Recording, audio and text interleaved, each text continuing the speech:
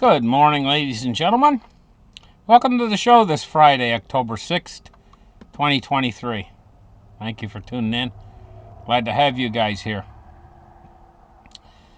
You know, there was once a volcano, and there was a city called Pompeii. And they got warning for a long time. The ground rumbled, the volcano shook, little bits of ash and smoke would spew out of it, but the people didn't pay much attention. And then boom, it blew up, and it just froze them right in place with the sudden severity of it.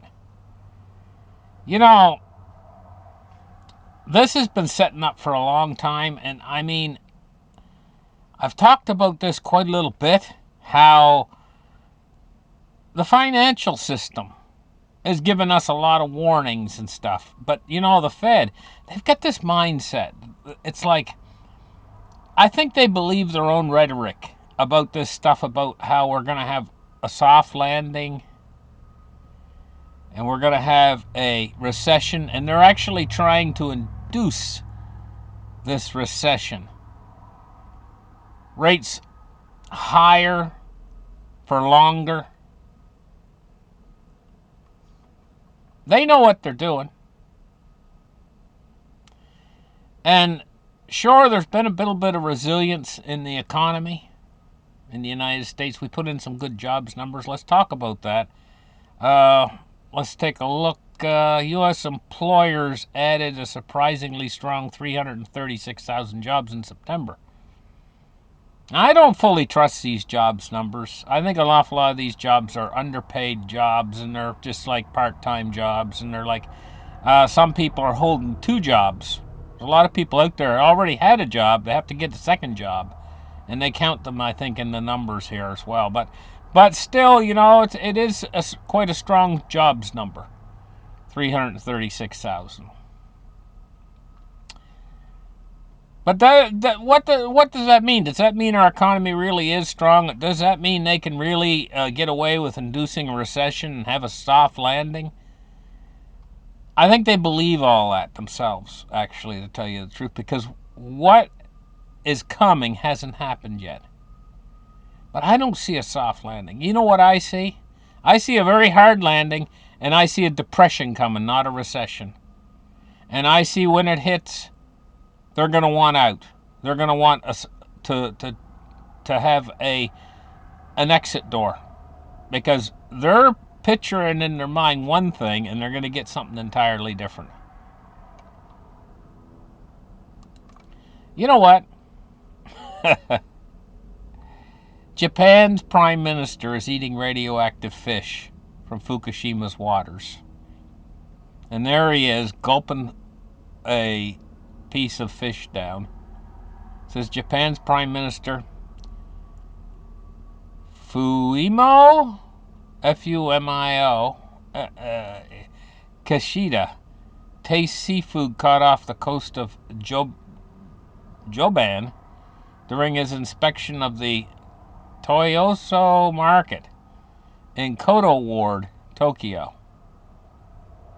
I hope I'm pronouncing some of this stuff correctly. But anyway, he it looks like he's really enjoying it.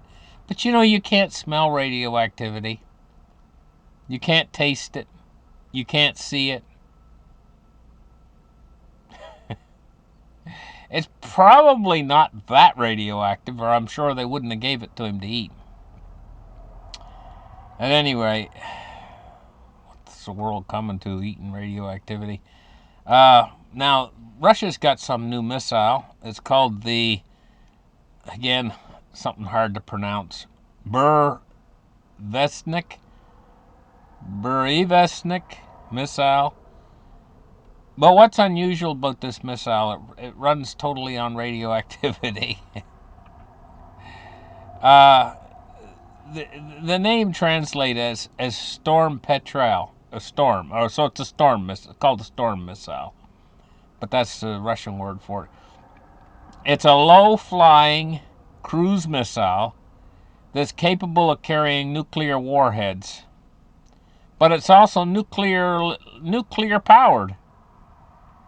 It says the nuclear propulsion gives the missile much longer range than traditional turbojets or turbofan engines.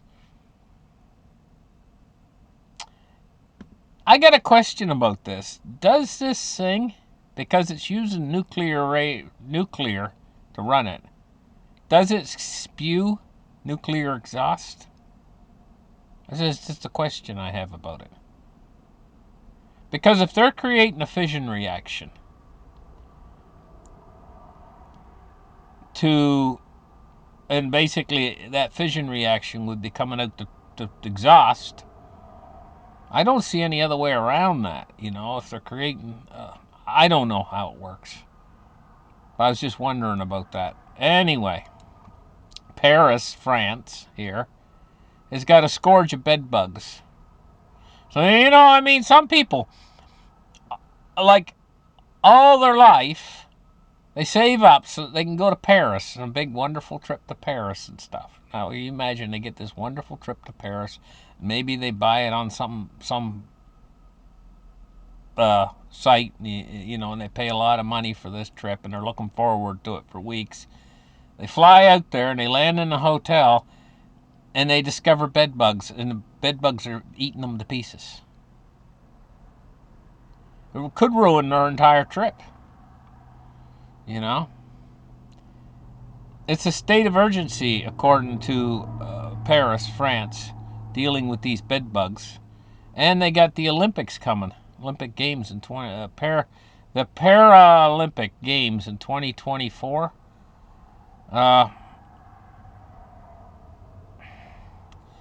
It says Emmanuel, I don't know, I can't pronounce his last name, the city's deputy mayor, wrote the letter to the prime minister. No one is safe from the outbreak, he said in a tweet.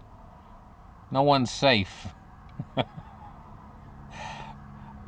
Heat. I've heard heat gets rid of these bed bugs. That's what I've heard. If you get it over, I think it's 160 degrees, and they all die. But they'll hide in cracks and stuff where the heat can't make its way in. To try to escape it. They're tenacious things, and it's awful hard to get rid of them once you get them, especially if you got things like rugs. Or they might hide between woodwork, between two boards. They can be hiding in there and places like that, and it's hard to get rid of them, from what I understand. And evidently Paris is just loaded with them. Luckily, we don't have them. I've never seen a bed bug here in Canada. And you know what? I've never ever seen a cockroach. They just kind of like they don't live here. At least around where I live anyway. Never ever seen one. Now, in other news, Prigozhin, the guy that attempted he's a military commander in Russia, and he attempted a coup there. He was riding toward Moscow. And then they found that he died in an airplane crash not long ago. Well, they say that him and the other victims in the plane crash, they found grenade fragments on them. And there is a possibility. See, these are military men. There is a possibility that they might have been playing around with a grenade or something. It might have been an accident. Maybe the pin fell out of it and fell on the floor or something. And that's what Putin was talking about. That something could have happened with this hand grenade or whatever, and that evidently that's probably what brought the plane down. According to the Russians, they say that the body victims in this plane crash had hand grenade fragments in them. So evidently that's what brought the plane down, probably, or more than likely. So anyway, we're going to move on with the markets now. We're going to take a look at what's going on. We got a silver price that's going up today. It's up 59 cents. This is about time. I mean, seriously, it's been rough on silver and gold the last week or two. Been awful rough. But like I told you guys, I said there's a floor underneath this stuff around $20. And they know better. They know not to drop it down below that mining production cost or they won't have any silver. So they got to keep a little bit of a profit margin for the miners to keep them down in the mines, keep them working, keep the silver coming. Even though they do have about a 200 million ounce deficit every year. But the miners produce the bulk, 800 million ounces basically. Comes out of the mines, smelted, and that's where your silver, if you buy silver, that's where it comes from. If silver goes into industry, that's where it comes from. It comes from the mines. So it's nice, it's nice to know. It's nice to buy something where most of your money that's being put into it is just to cover the cost of production and the cost to get it out of the ground and the cost of a real product. So you're buying something real, and you know that it costs about $20. So if you're paying, I don't know what the going price is right now with premiums and everything in the United States. I'm not sure. What is it? But probably around 20, was it 27 or something? I don't know. I'm just guessing. But $20 of that is what pretty much what it costs to get it into that form so you can buy it. You tell me what else out there you buy. Buy a brand new car off the car lot, it depreciates by about, I don't know, maybe 40% as soon as you drive it off the lot. As far as investment is concerned, it's a terrific bargain right now because most of the money that's in it is what the actual cost is. It's almost like you're buying it wholesale or something. You know how people that own something like a hardware store, they have a wholesaler or whatever they buy from that gives them that discount so that they can sell it for 2-3 times the price and still make money. So it's a much higher profit margin than these miners that get. I can tell you that. A lot higher profit margin. Let's take a look now at cryptocurrency and what we're, okay, I forgot to do gold. I don't know why I keep forgetting about gold. But gold's $18.31 today. It's up $11.30. Now we'll do crypto. Bitcoin is 27,905.